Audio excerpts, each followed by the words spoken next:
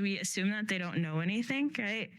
And I think like exposure really helps, but also having the conversations like at home about like issues that come up.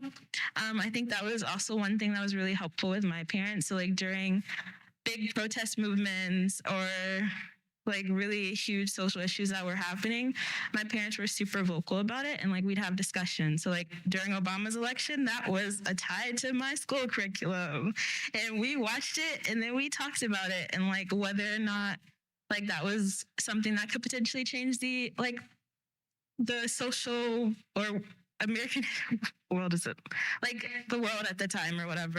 So I'd say like really thinking about like social issues that students will be exposed to when they're outside of the house, and like how you can integrate that into regular conversations or regular school curriculum is definitely something I'd see as being fruitful.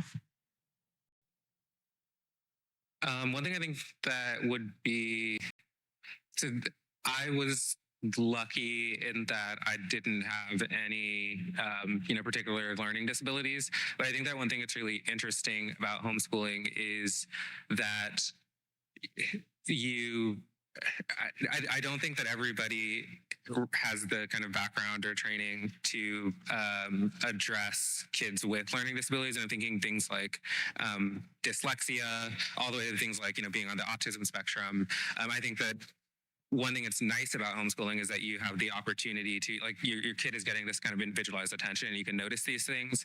But then one of the disadvantages is that not all parents are really, are trained to notice and address those sorts of things. And I think in the schooling system, you have the kind of the opposite situation where a lot of times those things will fall through the cracks or not be addressed. But at least there are, experts in those things who are like helping kids and who are kind of trained to help kids with those things.